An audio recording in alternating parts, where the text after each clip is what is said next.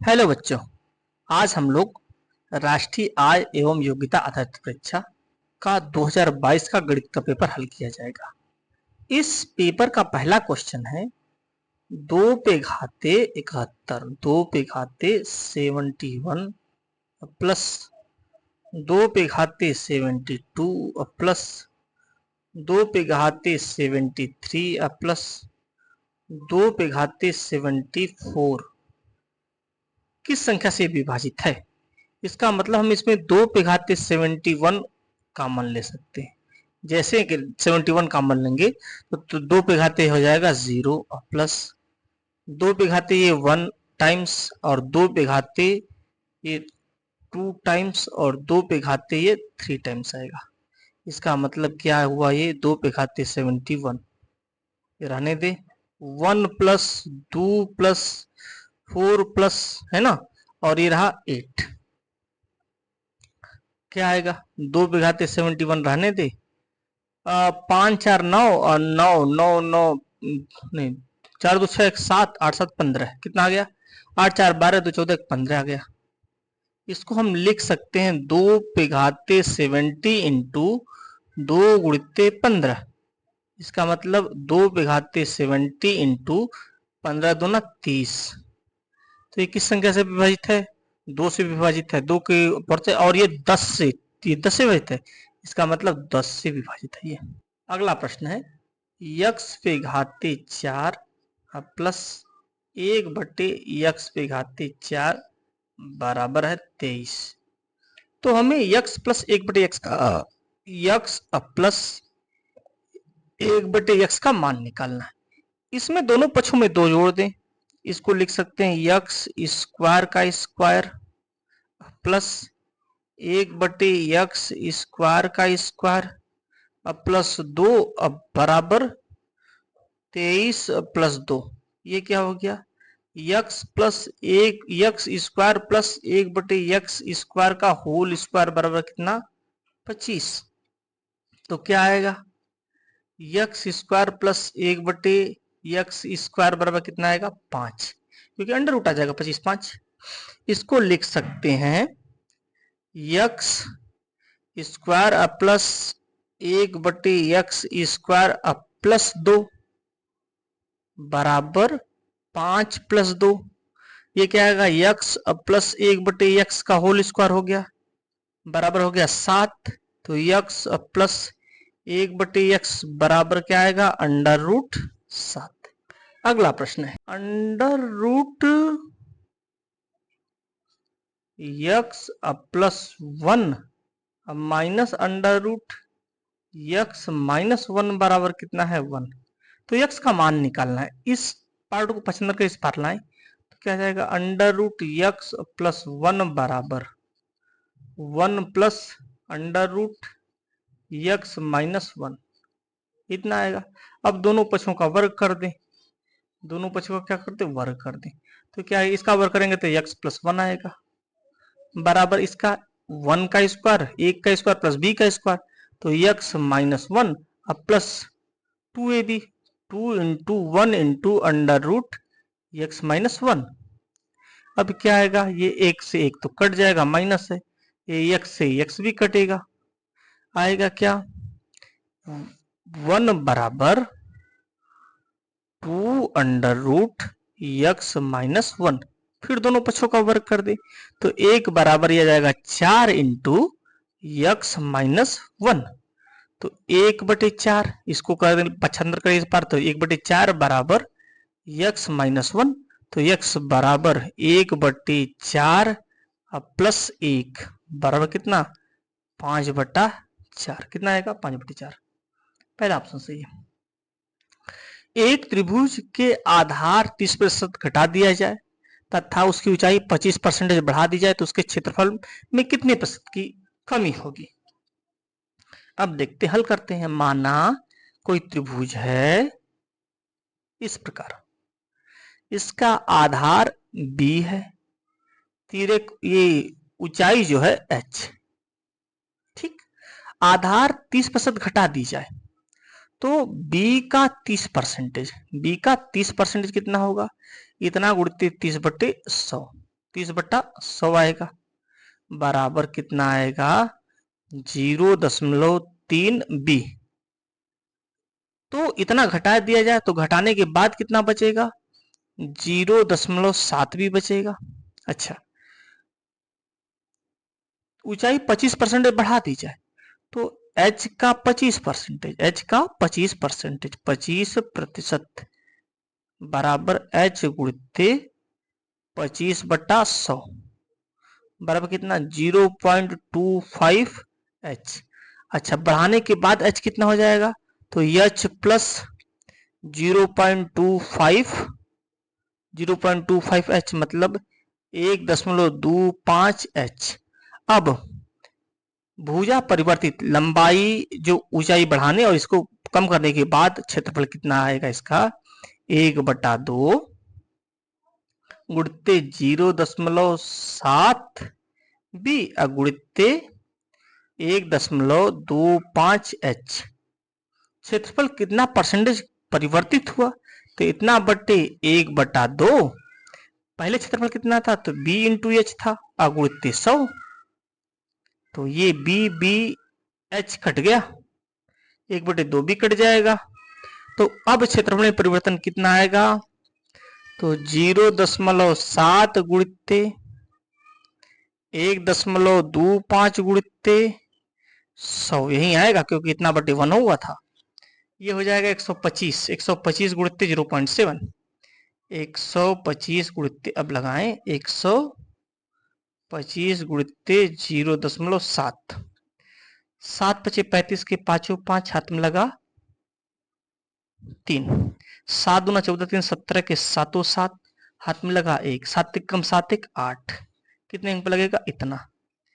100% से कितना कम है तो ये क्या है 100 में से इसको घटा दें, है ना, तो कितना आएगा 12.5, कितना आएगा 12.5% कम है।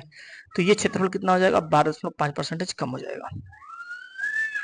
यदि 1/4 तथा 1/3 तथा 1/4 का योगफल इसके अंतर का यक्ष गुना है, योगफल कितना हो जाएगा 1/3 प्लस 1/4, अंतर कितना है इसका, अंतर कितना है 1/3 माइनस 1/4 का कितना यक्ष गुना है इतना यक्ष, तो यक्ष का मान कितना आ जाएगा ये 4 कम 4 3 7/12, 7/12 बराबर 7/12 तो 1/12 हो जाएगा, घटाएंगे इसको, घटाएंगे 4 कम 4 3 तो 1/12 बराबर x, तो 12 इंटू एक्स, तो 12 से 12 कटा, x बराबर कितना आएगा, x बराबर आएगा 7, कितना गुना 7 गुना।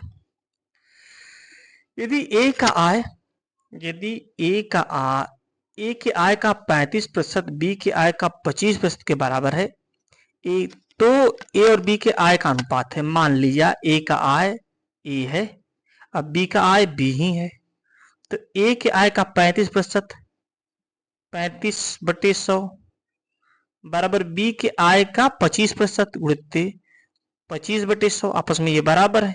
तो a और b के आय 100 से 100 तो कट जाएगा, a/b बराबर क्या आएगा 25/35, 25/35, 5 से काट दो, 5 × 5 = 25, 5 × 7 = 35, तो 5 संबंधे 7 कितना आएगा ए और बी की आय 5 संबंधे 7 आएगा। 15 आंकड़े का माध्य 50 है, 15 आंकड़े की माध्य 50 है, 15 आंकड़े हैं ये, पूरा मान लो 1 2 3 4 5 6 7 8 9 10 11 12 13 और ये रहा 14वां आंकड़ा और ये रहा 15 आंकड़ा। तो 15 आंकड़े का माध्य 50 है, मतलब सभी आंकड़ों का योग कर दें तो क्या आएगा 15 गुणित 50। शुरुआत के 8 आंकड़े एक यहां तक 8 आंकड़े का माध्य क्रमशः 48 है, तो 8 आंकड़ों का योग कितना होगा 8 गुणित 48। अंतिम के 8 आंकड़े तथा अंतिम में क्या 8 आंकड़े, तो अंतिम के 8 आंकड़े कितने होंगे, यहां से फिर अंतिम के 8 आंकड़े ये होंगे 1 2 3 4 5 6 7 8, उसका मध्य कितना है 53, इसका मतलब उसका योग कितना होगा, अंतिम के 8 आंकड़े का योग 53 गुणिते 8। चूंकि ये 8वां आंकड़ा इसमें भी शामिल है, इसमें भी शामिल है, एक ही बार शामिल रहे, इसलिए 8वां आंकड़ा हम इसको क्या करेंगे, 8वां आंकड़ा को घटा देंगे। 8वां आंकड़ा मान ले ये x है, तो उसको हमने घटा दिया, 8वां आंकड़ा ये है। अब ये समीकरण को हल करें, तो 8 कॉमन ले ले, तो क्या आएगा 48 प्लस 53 माइनस x बराबर क्या आएगा 15 पचे 75 750। अब 8 गुणित कितना आएगा, 8 3 11 के एक घात में 1, अब 5 4 9 1 10, अब माइनस x बराबर 750। 8 कम 8 0, 8 कम 8, अब ये 75 करके लाएंगे इधर 750 750, यक्स को उस पर ले जाए तो यक्स, तो यक्स बराबर कितना आ जाएगा 750, 808 में 750 घटा दें तो कितना आ जाएगा 58, कितना आया 58। अगला प्रश्न है, दो घनों के आयतनों का अनुपात 27 संबंधित 64 है, तो उनके पृष्ठ क्षेत्रफलों का अनुपात होगा।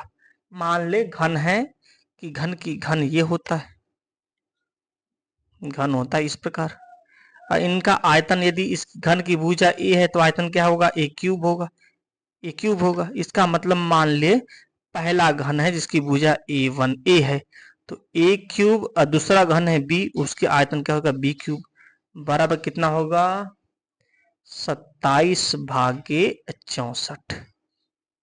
तो a बटे b क्या हो जाएगा, तो क्यूब रूट आएगा 27 भाटे 64 पर घाते 1/3, तो ये 27 किसका क्यूब है 3 का, 64 किसका क्यूब है 4 का, इसका मतलब ये 3/4 पे घाते 3 पे घाते 1/3, तो 3 से 3 कितना आ गया सिंपली 3/4।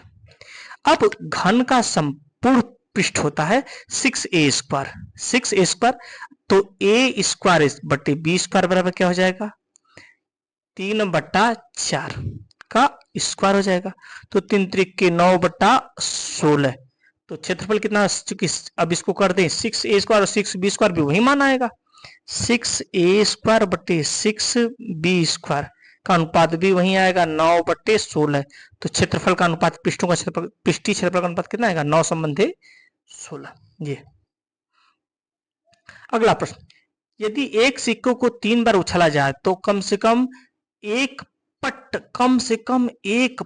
आने की प्रायिकता, एक तिल। अच्छा, सिक्के को 3 बार उछालें तो क्या क्या पॉसिबिलिटीज आ सकती हैं, हेड हेड हेड आ सकता है, तीनों हेड हो आ सकता है, हेड हेड टेल आ सकता है, हेड टेल हेड आ सकता है, और क्या आ सकता है, हेड टेल टेल आ सकता है, और क्या आ सकता है, अब आ जाएगा टेल से, टेल टेल टेल आ सकता है, टेल टेल हेड आ सकता है, टेल हेड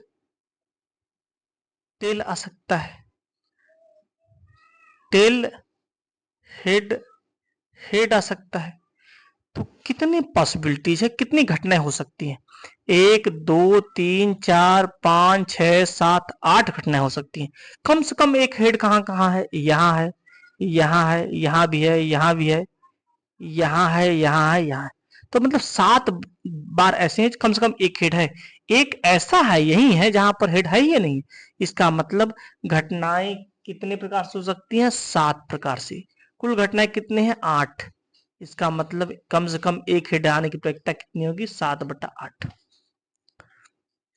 अगला प्रश्न, 5 अंकों वाली सबसे बड़ी पूर्ण वर्ग संख्या होगी, तो 5 अंकों वाली निकाल देते हैं, 5 अंक की, तो 9 5 अंक की सबसे बड़ी संख्या लिखते हैं, 9 9 9 9, है ना।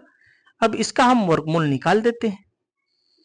तो पेयर बनाए, 1 पेयर, 2 पेयर और ये 3 पेयर। अब इसका वर्गमूल निकालें तो 3 त्रिके 9, 3 त्रिके 9 कैंसिल हुआ। अब आएगा 99, कितना आया 99, 3 3 6, कितनी बार जाएगा, एक बार जाएगा, एक बार जाएगा 61, कितना बचा 8 बचा, और ये बचा कितना 3 बचा, ठीक 38, फिर 99 उतरेगा, अगला 99 उतर जाएगा। अब ये हो गया कितना 61 1 62, इधर से एक अंक छोड़ो, इधर से अब कितनी बचा, 6 36, 6 के 36,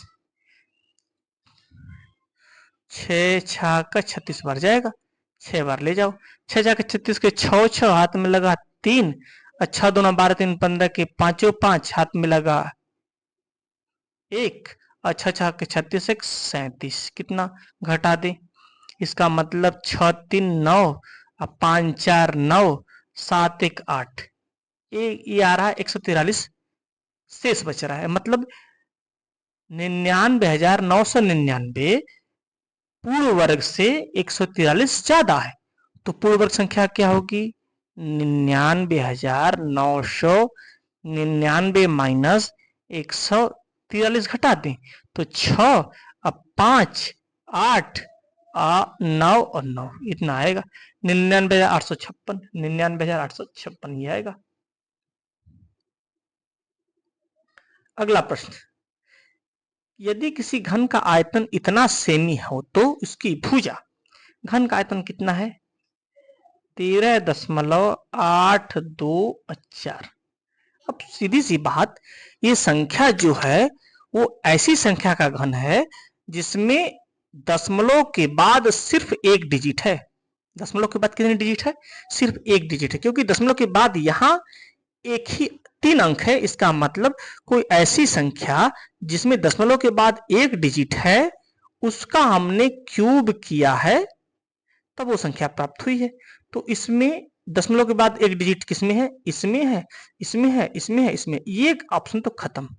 और यहां पर 4 है, दशमलव के बाद 4 है, तो किसका हम घाते 3 करेंगे, इसको घाते 3, तो 2 दूना 4 दूना 8, ये तो अंतिम में 8 आएगा, नहीं होगा। 3 त्रिक के 9 त्रिक 27, अंतिम में 7 आएगा, इसका क्यूब करने पर 7 आएगा, ये भी नहीं होगा।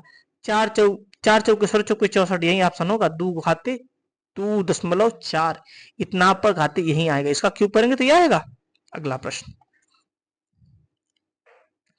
15x पे घाते 4 माइनस 3x स्क्वायर माइनस 18 का गुणनखंड है, क्या है 15x पे घाते 4 माइनस नहीं प्लस 3x स्क्वायर माइनस 18 का गुणनखंड निकालना है। हमने इसमें से क्या कर लिया, 3 कॉमन ले ले, 3 जैसे ही कॉमन लेंगे 3 पचे 15, 5x पे घाते 4 प्लस x स्क्वायर माइनस 3 छक्का 18, इतना आएगा।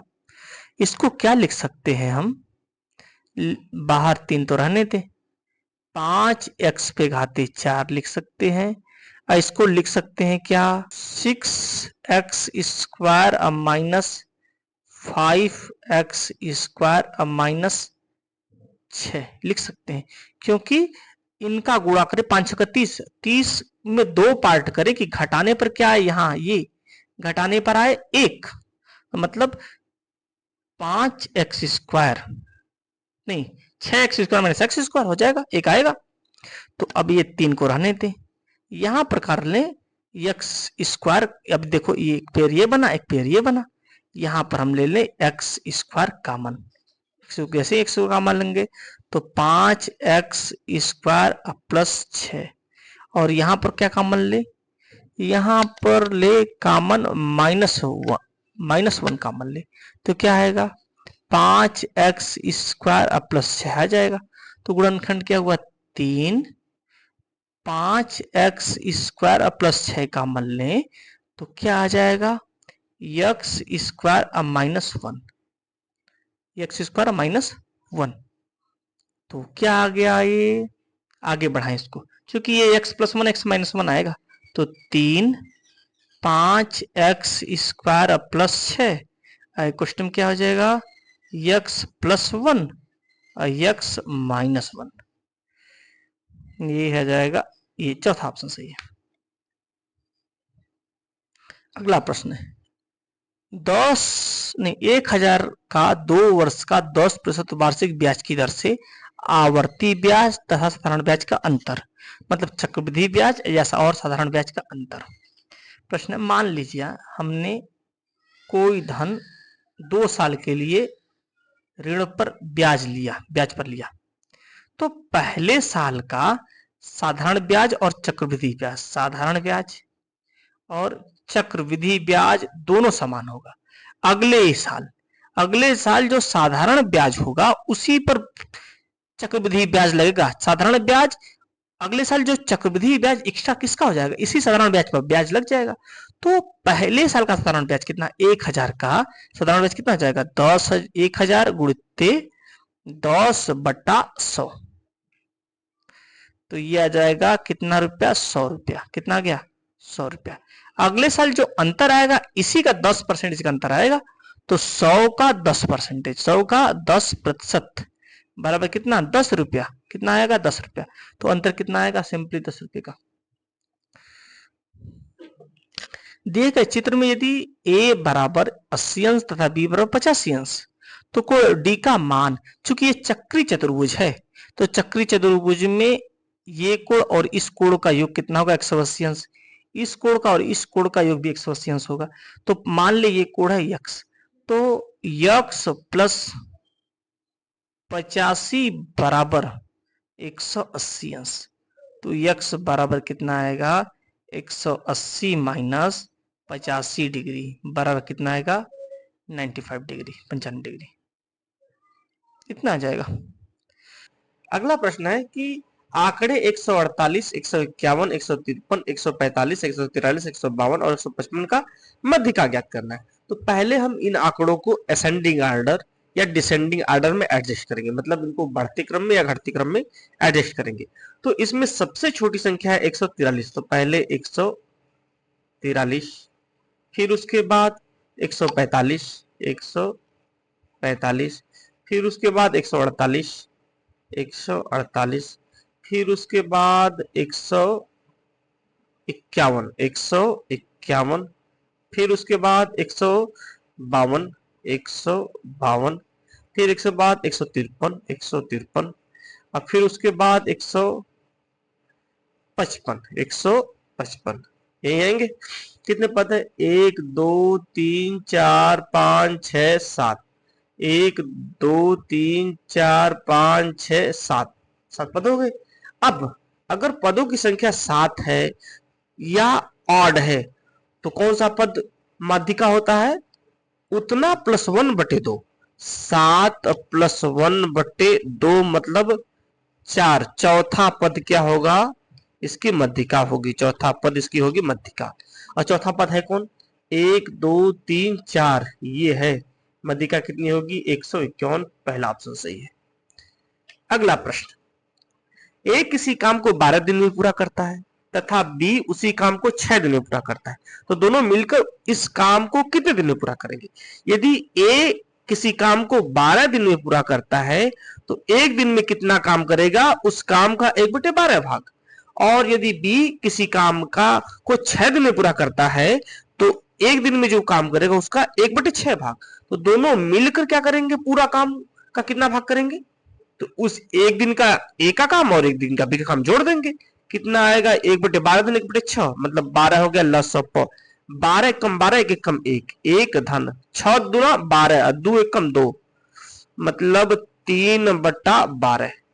अब इसको हल करें तो 3 चौका 12, मतलब ए और बी मिलकर एक दिन में क्या काम करेंगे, काम का 1/4 भाग, कितना, मान लीजिए ये पूरा काम है तो ये 1/4 भाग एक दिन का काम, तो दूसरा दिन ये होगा, तीसरा दिन ये होगा, चौथे दिन ये होगा, पूरे काम कितने दिन पूरा करेंगे, 4 दिन में। कितने दिन में, 4 दिन में। अगला प्रश्न है, निम्न से कौन सा समूह न्यून कोण त्रिभुज की भुजाओं को सेमी में निरूपित करता है? तो बात करें, पहले इसकी बात करते हैं।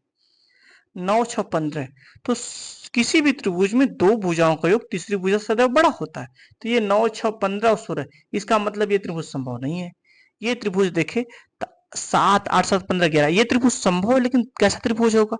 अगर समकोण त्रिभुज है, तो अगर ये समकोण त्रिभुज है ए बी सी, तो समकोण त्रिभुज में ए सी स्क्वायर बराबर होगा कर्ण का स्क्वायर बराबर A B square plus B C square. और यदि ये चीज ए सी स्क्वायर छोटा हो, ए सी स्क्वायर छोटा हो किससे? A B square plus B C square से, तब ऐसा त्रिभुज कैसा होगा? एक न्यून कोण त्रिभुज होगा। और यदि ए सी स्क्वायर बड़ा हो, बड़ी भुजा का वर्ग बड़ा हो दूसरी शेष दो भुजाओं के वर्ग के योग से, तब ये त्रिभुज कैसा होगा? अधिक कोण त्रिभुज होगा।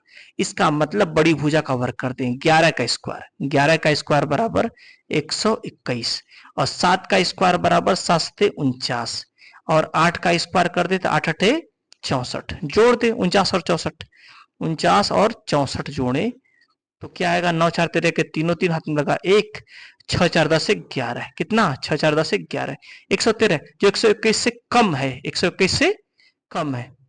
तो ए सी स्क्वायर ज्यादा है, इसका मतलब ये त्रिभुज कैसा होगा?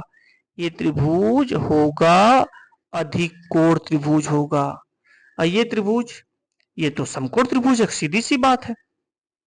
तो इनमें से कोई नहीं होगा उत्तर, ये भी नहीं होगा। ये अधिक कोण त्रिभुज है, यह है समकोण, ये क्या है? समकोण त्रिभुज है। और ये त्रिभुज कैसा? अधिक कोण त्रिभुज होगा, क्योंकि A C square is greater than A B square plus B C square. अगला प्रश्न है, अंग्रेजी वर्णमाला से एक अक्षर को यादृच्छिक चुना जाता है। चुने गए अक्षरों में व्यंजन अगर अंग्रेजी वर्णमाला में हम चुने तो इसमें 5 होते हैं वॉवेल, है ना? इसमें होते हैं 5 स्वर और 21 होते हैं व्यंजन। क्या होता है? 21 व्यंजन होते हैं। तो अगर हम कोई एक व्यंजन चुनेंगे तो व्यंजन कितने प्रकार से चुन सकते हैं? 21 प्रकार से। कुल वर्णों की संख्या कितनी है? 26। कितनी? 26। तो व्यंजन चुनने की प्रायिकता कितनी होगी? 21/26, 21/26। अगला प्रश्न, निम्न आंकड़ों का बहुलक है जो अधिक बार आए, तो हम इसको लिखें, अगर एडजस्ट करें तो इसमें से दिख रहा है 6 कितनी बार आया? 1 2 3 4, 6 कितनी बार आया? 4 बार। 5 1 2 बार, इसका मतलब 6 तो बहुलक है, 6 दिख रहा है क्योंकि 6 4 बार आया है। अगला प्रश्न है, यदि x -1 इतना तो x स्क्वायर इतना मान निकालना है। तो है क्या? x -1/x बराबर 2, तो x square minus 1/x square निकालना है। इसका मतलब यदि x प्लस x/x निकाल ले तो x प्लस 1/x का होल स्क्वायर बराबर होता है क्या? x माइनस 1/x का होल स्क्वायर, x बटे 1 माइनस स्क्वायर, अब ये हो जाएगा इतना का -4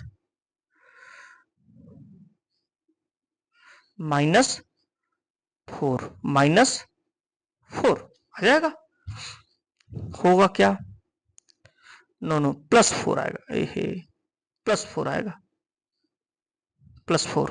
तो क्या आएगा? इसको हल करें, x -1/x का होल स्क्वायर कितना आएगा? 2 का होल स्क्वायर है, 2 का स्क्वायर प्लस 4, मतलब 4, 2 का स्क्वायर 4 प्लस 4 बराबर कितना होगा? 8। कितना आएगा? 8। तो x प्लस 1/x बराबर कितना आएगा? √8 बराबर कितना? 2 x square minus 1/x square बराबर क्या आएगा? x plus 1/x into x minus 1/x बराबर, इसका मान है 2 गुणित्ते 2 बराबर क्या? 4 √2। कितना आएगा? 4 √2, दूसरा ऑप्शन सही है।